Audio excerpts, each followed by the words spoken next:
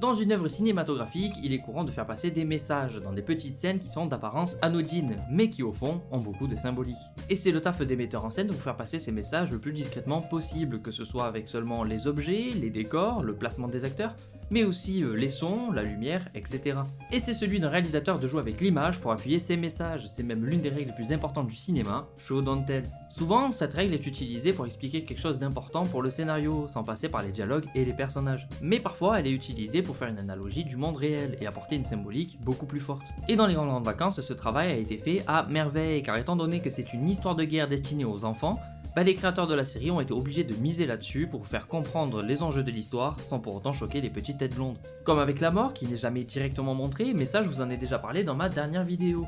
Donc j'aimerais plutôt qu'aujourd'hui on se penche sur une scène qui m'a énormément marqué justement pour ça. Lors de l'épisode 6, les enfants de l'école de Grangeville font un défilé en l'honneur de Pétain.